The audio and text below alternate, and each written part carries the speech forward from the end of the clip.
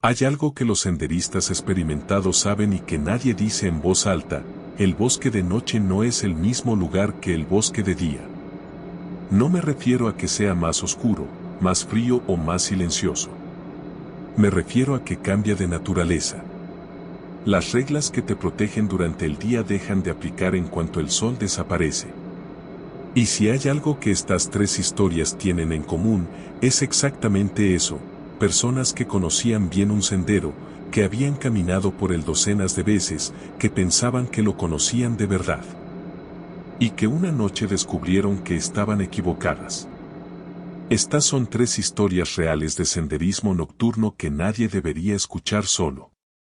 Si estás leyendo esto de noche, ya es demasiado tarde para avisarte. En septiembre. Tengo 34 años, soy técnico de mantenimiento industrial y llevo caminando por montaña desde los 16. No soy el tipo de persona que se pone nervioso fácilmente. Eso es importante que lo entiendan, porque lo que voy a contar no tiene una explicación que me satisfaga, y me ha costado mucho tiempo aceptar eso. Vivo cerca de la Sierra de Guadarrama, en Madrid. Conozco los senderos de esa zona mejor que el pasillo de mi propia casa. Hay uno en particular que cruza por el Pinar de Abantos y sube hasta una zona de rocas desde donde se ve toda la llanura castellana. Lo había recorrido en invierno, en verano, con lluvia, con nieve, de día y de noche. Nunca había tenido ningún problema. Ese septiembre, un sábado por la tarde, salí solo alrededor de las 7.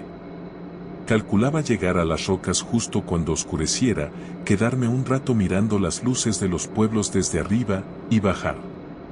Un plan sencillo. Rutinario. Llevaba linterna, agua, ropa de abrigo y el teléfono cargado. No era una expedición. Era un paseo que había hecho 1000 veces. La subida fue normal. El pinar olía bien, hacía fresco, y me crucé con 2 familias que bajaban con los niños. Para cuando llegué a las rocas, ya era noche cerrada. Me quedé un rato sentado, comí algo, miré las luces. Todo perfecto. Empecé a bajar alrededor de las 10. El sendero estaba despejado y yo lo conocía de memoria. Encendí la linterna y empecé a descender. Fue unos 20 minutos después cuando noté algo que me hizo parar. Había una linterna encendida entre los árboles, a mi izquierda, unos 40 metros apartada del sendero. No parpadeaba ni se movía. Estaba quieta, apuntando hacia arriba, como si alguien la hubiera dejado apoyada en el suelo o en una roca. Me detuve y la miré. Esperé a ver si se movía. No se movió. Lo primero que pensé fue que alguien se había caído, o se había torcido un tobillo y había dejado la linterna encendida para pedir ayuda. Me aparté del sendero y avancé entre los pinos hacia donde estaba la luz. Cuando llegué, encontré la linterna apoyada en la base de un árbol, encendida, apuntando a las ramas. No había nadie. No había mochila, no había ropa, no había rastro de que hubiera habido alguien allí. Solo la linterna encendida, sola, en mitad del pinar. La cogí. Era una linterna pequeña, de las que se venden en cualquier ferretería. No tenía nombre ni marca visible. Estaba caliente, como si llevara encendida un buen rato. No sé por qué no la dejé donde estaba. Supongo que pensé que alguien la había perdido. La metí en el bolsillo lateral de la mochila y volví al sendero. Seguí bajando. 10 minutos después, paré de nuevo. Desde algún lugar a mi derecha, entre los árboles, llegaba un sonido. Al principio pensé que era viento entre las ramas. Pero no había viento. Era una noche completamente en calma. El sonido era regular, rítmico, y tardé unos segundos en entender qué era. Alguien estaba silbando. No una melodía. No una canción. Un silbido continuo, sostenido, sin variación de tono. Como si alguien estuviera marcando una señal. O como si estuviera esperando respuesta. Apagué mi linterna. Me quedé completamente quieto en la oscuridad, escuchando. El silbido continuó durante quizás 30 segundos y luego paró. Silencio total. Esperé. Nada. Volví a encender la linterna y aceleré el paso. Había bajado quizás otros 100 metros cuando el silbido volvió. Esta vez venía de delante de mí, en la dirección del sendero. No de los lados. De delante. Paré otra vez. El silbido se detuvo exactamente cuando yo lo hice. Eso fue lo que me heló la sangre. No la oscuridad, no estar solo, no el sonido en sí. Fue ese detalle. Que paró cuando yo paré. Como si alguien supiera exactamente dónde estaba y estuviera ajustando su posición a la mía. Salí del sendero y me metí entre los pinos, moviéndome paralelo a la ruta pero sin usarla. Apagué la linterna y usé el móvil con el brillo al mínimo para no perder la orientación. Tardé el doble en bajar, tropecé varias veces, me raspé los brazos con las ramas. Cuando llegué al aparcamiento y vi mi coche, me metí dentro, cerré con seguro y no salí hasta que estuve seguro de que no había nadie cerca. Denuncié lo de la linterna al guardia del Parque Natural al día siguiente. Me dijeron que no tenía ninguna denuncia de nadie que hubiera perdido material esa noche. Nunca supe de quién era. Nunca supe qué era ese silbido, ni por qué paró cuando yo lo hice. Lo que sí sé es que desde esa noche nunca bajo un sendero nocturno sin haberlo planificado con otra persona que sepa exactamente por dónde voy. Y nunca recojo nada que encuentre en el bosque de noche. Historia 2. Mi nombre es Lucía. Tengo 28 años y soy profesora de educación física. Cuento esto porque quiero que quede claro que no soy alguien que se asusta fácilmente ni que confunde señales. Lo que pasó ese fin de semana en los Pirineos es algo que todavía le da vueltas a mi cabeza cuando intento encontrarle sentido. Fui con mi amiga Clara a hacer una ruta de 2 días en el Parque Natural de Ordesa. Las dos conocíamos la zona, habíamos hecho rutas similares antes y llevábamos el equipo correcto. La primera jornada fue perfecta. Llegamos al refugio, cenamos, dormimos bien. Al día siguiente salimos temprano para hacer la vuelta circular y volver al coche antes de que anocheciera. El problema fue que tardamos más de lo previsto en uno de los tramos de cresta. El viento estaba fuerte y tuvimos que ir despacio. Para cuando llegamos al descenso final hacia el valle, ya eran las 8:30 de la tarde y la luz se iba rápido. Decidimos bajar igual. Teníamos linternas, conocíamos la ruta y el sendero estaba bien marcado. Calculamos que tardaríamos 1:30, 2 horas como mucho. Llevábamos quizás 40 minutos bajando cuando Clara se detuvo y me agarró del brazo. ¿Ves eso? Miré hacia donde señalaba. A unos 200 metros por debajo de nosotras, en el sendero, había una figura. Una persona, caminando en la misma dirección que nosotras, es decir, bajando. Eso en sí no era raro. Pero lo que sí era extraño era que no llevaba linterna. Ni frontal, ni de mano, nada. Caminaba en la oscuridad sin ningún tipo de luz. Igual lleva frontal y la ha apagado, dije yo. Clara no respondió.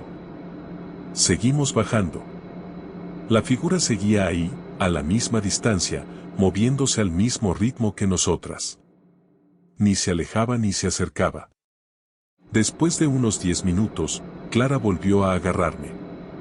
Hemos acelerado el paso 2 veces, me dijo en voz baja, y sigue exactamente igual de lejos. Tenía razón. Yo también lo había notado, pero no lo había querido decir en voz alta. Intentamos alcanzarla. Aceleramos de verdad, casi corriendo en algunos tramos. La figura siguió igual, exactamente a la misma distancia, sin variar. Era como si supiera exactamente a qué velocidad íbamos. Luego hicimos lo contrario. Nos detuvimos completamente. La figura también se detuvo. Clara soltó una palabrota en voz muy baja. Yo sentí que el estómago se me caía a los pies. Vamos a gritar, dijo ella. Saludamos, a ver qué hace. Gritamos un hola. Nada. Repetimos. Silencio absoluto. La figura seguía parada, a 200 metros, sin luz, sin responder. Tomamos una decisión que en ese momento nos pareció la única opción, nos salimos del sendero marcado y bajamos por terreno libre, por fuera del camino, intentando flanquear la figura y llegar al coche desde otro ángulo. Fue un descenso horrible. Maleza, piedras sueltas, pendiente irregular. Tardamos casi una hora en recorrer lo que en el sendero habría tardado 20 minutos. Cuando llegamos al aparcamiento, nuestro coche era el único que quedaba. No había ningún otro vehículo. No supimos nunca quién era esa persona, cómo llegó allí si no tenía coche, ni por qué no respondió cuando la saludamos. La explicación más lógica es que fuera alguien que conocía el terreno perfectamente y no necesitaba luz. Pero hay algo que no consigo explicar con esa teoría. ¿Por qué se detuvo exactamente cuando nos detuvimos nosotras? 2 veces. Eso no fue coincidencia. Estoy segura. Historia 3. Esto me pasó hace 5 años, cuando tenía 22. Era mi primer año viviendo solo, en una ciudad pequeña del norte, cerca de un monte que la gente del pueblo usa para hacer senderismo los fines de semana. Había subido varias veces de día. Era un monte sin complicaciones, con un sendero único que sube hasta una ermita y baja por el mismo sitio. 45 minutos de subida, 40 de bajada. Nada técnico.